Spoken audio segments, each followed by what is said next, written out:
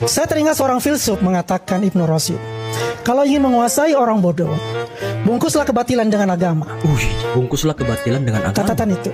Karena saya melihat ya begini. Tahun 2018, ketika saudara Sugi Nur sebagai pendakwa di salah satu masjid di daerah Semanggi di Solo, beliau mengatakan, siapa yang mendukung Jokowi, itu tahun 2018 ya, siapa yang mendukung Jokowi silakan keluar dari masjid. Wow. Itu nggak bisa Anda bantahkan itu kita. Oke, jadi Pak Andi, saya tidak pernah mengusir jamaah saya dari masjid. Kalau tidak dukung Jokowi silahkan keluar. Monggo dicari videonya, kalau ada diviralkan aja. Saya tidak pernah. Ganti apa kira-kira? Ganti presiden. Itu dia masjid ini ganti presiden kira-kira. Ora kalau. Siapa sing kate milih Jokowi angkat tangan? Leona sing milih Jokowi metu teko masjid ini. Siapa sing kate milih Jokowi angkat tangan? Ora kalau. Leona sing milih Jokowi metu teko masjid ini. Siapa sing kate milih Jokowi angkat tangan? Leona sing milih Jokowi metu teko masjid ini.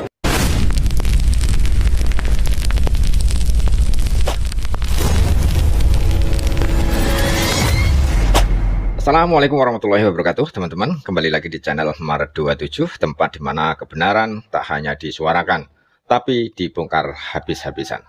Teman-teman, gimana kabar kalian hari ini? Semoga selalu sehat, dimudahkan segala urusan, dan dilimpahi rezeki oleh Yang Maha Kuasa. Amin ya robbal alamin. Episode kali ini bukan episode biasa, teman-teman, ya. Kita akan menyimak bagaimana seorang Andi Azwan, Wakil Ketua Jokowi Mania, ini dengan lantang dan berani membongkar rekam jejak kelam dari sosok yang tak asing lagi, ya, Sugi Nur atau Gus Nur, ya. Bayangkan ini, teman-teman, di dalam masjid, tempat suci, tempat ibadah, saat ceramah berlangsung, Sugi Nur justru mengusir jamaahnya. Alasannya, karena mereka mendukung Pak Jokowi. Teman-teman, ini bukan hanya keterlaluan, ini penghinaan terhadap nilai-nilai agama itu sendiri. Masjid bukan panggung politik, ceramah bukan alat provokasi. Lalu, otaknya ditaruh di mana? Dan bukan hanya itu, Fitra Romadhoni dalam acara Rakyat Bersuara ikut mempermalukan Sugi Nur secara terbuka. Dengan tegas, Fitra menyebut Sugi Nur sebagai residivis, teman-teman. Ucapan-ucapannya kurang elok, tidak pantas, tidak mencerminkan akhlak seorang dai. Tentu saja, pernyataan ini memicu reaksi keras dari Kurnia dan gerombolan teman seperjuangan Sugi Nur. Ya, namanya satu kolam. Mungkin sifatnya mirip-mirip, ya. Kalian paham maksudnya kan? Ya. Dan yang terakhir, ini yang paling tajam. Kita akan melihat video pernyataan dari mantan Karwasidik Mabes Polri, Irjen Pol Purnawirawan Riki Sitohang. Beliau bicara blak-blakan soal tingkah laku segelintir tokoh yang terus merendahkan institusi Polri. Siapa saja mereka? Roy Suryo, Rismon, Tifa, dan kawan-kawannya. Mereka seenaknya meremehkan Pak Tito Karnavian, menghina para petinggi Polri yang telah berjasa besar bagi bangsa ini. Pertanyaannya sekarang, sampai kapan kita diam? Sampai kapan kita biarkan agama dijadikan alat politik? Sampai kapan kita biarkan institusi negara dihina oleh mereka yang tak tahu batas? Langsung saja kita simak videonya. Jangan lupa like, komen, dan share kalau kalian merasa kebenaran harus terus disuarakan. Dan tentu subscribe channel Maret 27. Karena di sini kita tidak hanya bicara, kita bertindak. Saya teringat seorang filsuf mengatakan, Ibnu Rashid, kalau ingin menguasai orang bodoh, bungkuslah kebatilan dengan agama. Bungkuslah kebatilan dengan agama. Catatan itu. Karena saya melihat ya begini. Tahun 2018, ketika saudara Sugi Nur sebagai pendakwa di salah satu masjid di daerah Semanggi di Solo, beliau mengatakan, siapa yang mendukung Jokowi, itu tahun 2018 ya, siapa yang mendukung Jokowi silakan keluar dari masjid. Wow. Itu nggak bisa Anda bantahkan itu gitu. Oke, jadi Pak Andi, saya tidak pernah mengusir jamaah saya dari masjid. Kalau tidak dukung Jokowi silahkan keluar. Monggo dicari videonya, kalau ada diviralkan aja. Saya tidak pernah. Ganti apa kira-kira? Ganti presiden. Itu di masjid ini ganti presiden kira-kira. Orang kalau. Siapa sing kate milih Jokowi angkat tangan? Leona sing milih Jokowi metu teko masjid iki. Siapa sing kate milih Jokowi angkat tangan? Orang kalau. Leona sing milih Jokowi metu teko masjid iki. Siapa sing kate milih Jokowi angkat tangan? Leona sing milih Jokowi metu teko masjid iki. Siapa yang memilih Jokowi keluar dari masjid ini? Itu kan yang dia katakan teman-teman. Laknatullah, kamu mati mengenaskan kamu, saat turun-turunanmu kamu nanti. Demi Allah. Wow, luar biasa emang orang ini. Luar biasa emang orang ini.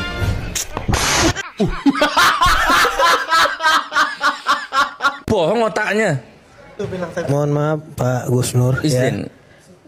Tadi bahasanya udah pembohong dan lain-lainnya. Pertanyaan saya begini simpel saja. Pak Suginur ini sudah pernah berapa kali dihukum?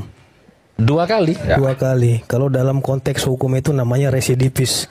Jadi saya lebih percaya orang. Tunggu dulu, saya lebih percaya orang yang bermasalah dengan hukum. Tunggu dulu. Selesai hukum hari ini. Selesaikan dulu. Beliau berbicara terkait dengan apanya? Konteks hukum. Orang yang saya percaya adalah orang yang tidak pernah bermasalah dengan hukum. Orang yang tidak berhadapan dengan hukum. Kita coba Fitra Ramadhani. Ngamuk-ngamuk loh. Ngamuk-ngamuk loh. Ini Kurnia ini kenapa sih? Darah tinggi orang ini ya. Darah tinggi orang-orang ini. Kok suka ngamuk-ngamuk mereka ini? Enggak Kurnia, enggak Koji Nudin, enggak Rismon, enggak Roy Suryo. Kok hobinya ngamuk-ngamuk gitu? Apakah bau-bau penjara itu sudah mulai tercium? Makanya Anda sekarang ya coba bisa ngamuk gitu ya kan? Saya juga mengikuti perkembangan tuh pada saat, kalau nggak salah, Roy Suryo, Rismon, dan Tifa ya, menuju Komnas HAM untuk minta perlindungan tentang hak asasi manusia. Saya lihat juga duduk tuh di dekat Komnas HAM tuh sambil bahasa yang kurang mendidik ya dari seorang Rismon juga. Saya juga bingung minta perlindungan, tapi dia sendiri pun memperlakukan dirinya juga tidak ada etika sopan santun. Bahkan mendiskreditkan Komnas HAM dan menyatakan bila penting dibubarkan saya jadi ketua Komnas HAM. Ini lucu nih manusia yang satu ini. Pengen dilindungi tapi arogan. Jadi saya nggak tahu nih bentuk manusia model apa, semua disalahin sama dia. Betul Pak. Sementara selama hidup di dunia ini nggak ada yang pernah dibuat yang baik terhadap negara ini. Apa sih yang sudah ditorehkan di negara ini? Sombongnya setengah mati manusia yang satu ini. Sebenarnya nggak layak untuk dilindungi manusia kayak gini. Datang ke Komnas HAM dengan gaya preman lagi. Gaya tuh ngomong mendiskreditkan Komnas HAM, kemarin mendiskreditkan polisi, dan besok mendiskreditkan siapa lagi. Terus mau apa di dunia persilatan nih? Kemudian datangilah ke Surakarta, datangin ke sini, nggak ada kerjaan nih orang nih. Pertanyaannya, ya, apakah dia ini menggunakan dananya murni? Nah, saya terpaksa ngomong kayak gitu. Emang pakai daun ke sana kemari, apa pakai biaya itu? Betul Pak, betul. Syukur-syukur lah kita berdoa tuh biaya pribadi dia. Terus biaya siapa yang dipakainya? Apa setiap hari nggak ada kerjaan lagi nih manusia ini? Kerjanya lari ke sana, lari ke sini, nggak karu-karuan. Nah maunya kalau diterima Komnas HAM, terus sesuai dengan keinginanmu, merasa dikriminalisasi. Sekali lagi saya katakan bahwa yang mengkriminalisasi kamu itu ya kamu sendiri. Betul. Nah kau coba mengkriminalisasi orang lain, terus kau merasa dikriminalisasi, itu namanya playing victim namanya tuh. Playing victim ya. Saya udah mengikuti ini, aduh, amit-amit Jabang Baik, kemudian kayak gaya preman lagi di iNews kemarin tuh. Berdiri nantang-nantang, itu adalah introspeksi diri kamu tuh. Nanti suatu ketika kamu sudah mendapatkan petaka yang kamu lakukan, kamu baru tahu rasa nanti. Terlalu sombong kamu, ngomong kok mentang-mentang ini, sombongnya setengah mati jadi geram lihat manusia ini. Sabar Pak. Yang bilanglah Kapolri Pak Tito Karnavian setan lah, ya. Yang dibilanglah Jenderal setan lah. Iya sih. Kapus lapornya setan lah. Kamu siapa? Kamu setan juga kalau gitu. Saya jadi marah panas juga lihat dia manusia ini. Harusnya manusia gini nggak bisa dibiarkan lagi. Udah terlalu lost control, ya. Sudah nggak mempunyai etika. Orang berpendidikan tapi ke otaknya kok goblok kayak gini gitu loh. Blow on bego gitu loh. Saya terpaksa ngomong gitu. Karena mulutnya itu sudah bisa diatur lagi gitu loh. Sudah nggak ada etika, sudah nggak ada sopan santun, ngomong seenak jidat. Iya. Emang kok kira dunia ini milikmu apa? Nah, ini kira-kira jadi datangnya ke Komnas HAM justru kontraproduktif. Kalau saya mengatakan Komnas HAM gak usah terima itu manusia. Wong dia minta dilindungi tapi dia sendiri arogan di sana kok. Bahkan dia mau pengen jadi ketua Komnas HAM. Bubar dunia persilatan kalau kau ketua Komnas HAM, hancur negara Indonesia. Kayak model-model kayak KW itu. Ada 10 aja kayak kamu tuh rusak Indonesia ini. Kira-kira gitu ya. Jangan rusak Indonesia, malah balik. Kalau ada pemimpin tidak jujur, jangan juga ijazahnya palsu, tapi bisa menuntut 10 tahun, gimana? Negara Indonesia. Saya kan sudah berkali-kali mengatakan, ya sudahlah, ini kan semua sudah permainan semua, ya. Saya terpaksa ngomong kita permainan. Saya rasa ratusan juta rakyat Indonesia juga bukan orang bodoh, ya. Bisa memilih pemimpinnya 2 periode terlepas apapun bukan orang bodoh, nggak mencermati situasi kondisi itu. Sekelas Presiden Republik Indonesia loh. Sekali lagi saya katakan saya tidak membela siapa-siapa. Kita harus objektif berpikir, ya. Bandingkan, saya sudah pernah ngomong kan, saya capek sudah kenyang di daerah konflik, ya. Waktu bunuh-bunuhan di Ambon sana saya ada di sana, ya. Bom meledak di perbatasan sana antara timur-timur dengan laut saya ada di situ, ya. Tapi dibandingkan dengan beliau ini, Presiden Republik Indonesia ke-7, itu saya bilang sebutir pasir saya, nggak ada apa-apanya saya ini. Karena beliau udah skala nasional dan internasional untuk membangun bangsa Indonesia, itu sekelas presiden. Apalagi hanya sekelas saya, seorang Ricky Sitohang nggak ada apa-apanya. Apalagi sekelas Rismon. Betul. Sombong dan arogan. Kaca diri itu Rismon tuh, jangan banyak ngomong kamu. Akhirnya itu terpaksa ngomong kayak gini karena terus aja. Pertama halus sampai di atas setengah kasar. Ini betul-betul bajingan betul manusia. Kok ngomong sudah nggak lepas. Seorang apapun alasannya. Ingat loh, Tito Karnavian itu sudah benar-benar menorehkan loh, sejarah bom Bali dia loh. Ya? Iya betul. Bom Bali yang mengungkap bom Bali itu Tito Karnavian juga loh. Timnya tuh. Jangan main-main kau. Kau apa yang kau ungkap? Yang kau ungkap cuma kebobrokan yang nggak jelas saja. Menunjukkan kebobrokan dirimu. Jadi intinya bagiannya melihat mana bisa sebagai mantan teroris ini. Ini ada indikasi ketakutan dia. Emang marah beneran Pak Ricky Sitohang. Sama dia mau takut, mau ciut, mau apa, mau mati rasa, mau apa. Gue nggak mikir lagi sama manusianya. Itu bisa membaca nggak dengan? Saya sudah bisa membaca, tapi saya malas sudah untuk memposisikan diri. Ini siapa sih sebenarnya nih? Manusia yang benar, setengah benar, atau nggak benar, atau tanda kutip? Ya. Apa tuh tanda kutipnya Pak? Berani kok bilang semua gila kok. Iya sih. Semua setan kok. Kalau di setan ya kok juga lebih setan lagi dong. Iblis kayaknya. Ngomong saya nak perutmu aja gitu. Iblis kayaknya. Nggak tahu kok emang kau kira gampang cari jenderal. Aku cari apa kau?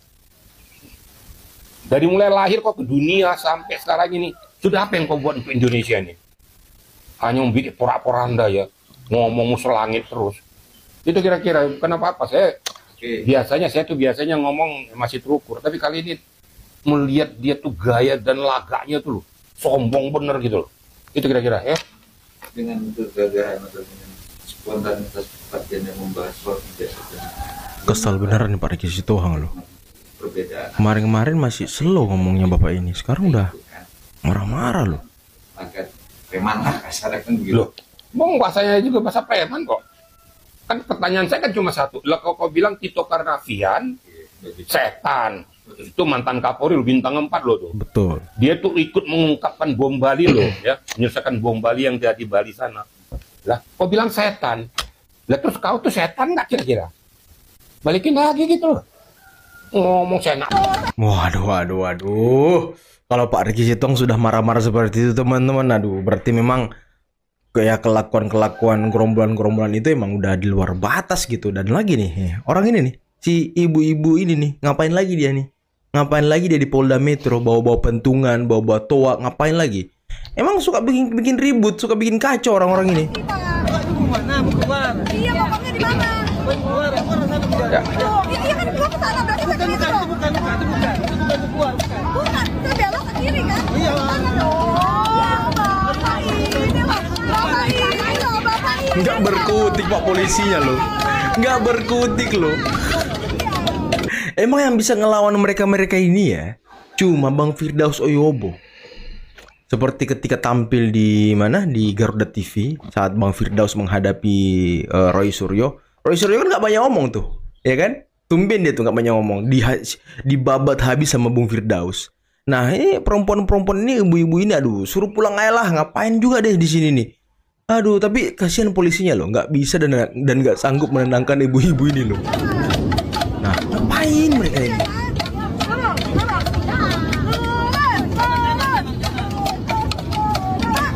Emang orang-orang tak beretika gitu ya kan? Kenapa kita bawa kentongan?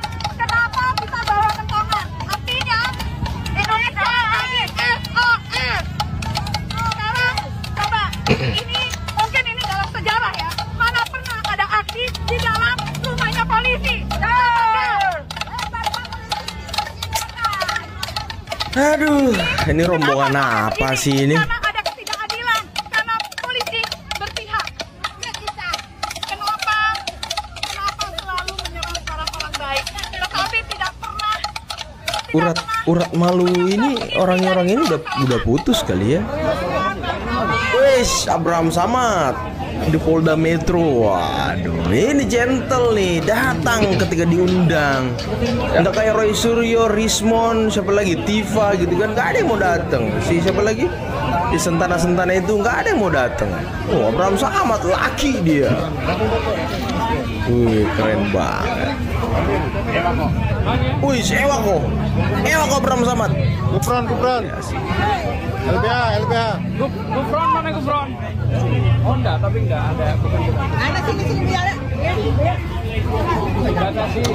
Tuh kok banyak banget yang masuk itu, kuasa hukum ya atau apa gitu? Berapa jam kemarin dia diperiksa teman-teman? 10 jam apa ya? Lama diperiksa Abraham Samad nih. Lumayan loh. Capek juga tuh duduk diperiksa 10 jam ya kan?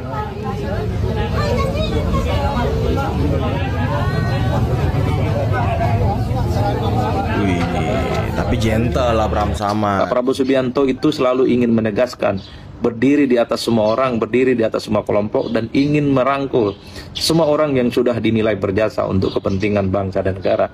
Dengan Jokowi baik, dengan Megawati baik, dengan SBY baik, dan bahkan dengan mantan-mantan presiden terdahulu, Prabowo juga memberikan apresiasi yang setinggi-tingginya. Jadi misalnya Pak Prabowo itu kalau diharapkan misalnya tidak baik dengan Jokowi dan mesra dengan PDIP ataupun Megawati, itu tidak mungkin terjadi. Begitupun pada saat yang bersamaan, Pak Prabowo mesra dengan Jokowi terus karena memang hubungan yang baik, terus bermusuhan dengan PDIP, itu tidak mungkin akan terjadi. Prabowo Subianto kalau kita melihat mazhab politiknya hari ini dan seterusnya adalah mazhab merangkul semua orang, adalah mazhab di mana semua pihak itu diajak kerjasama, termasuk mereka yang dianggap berseberangan secara politik.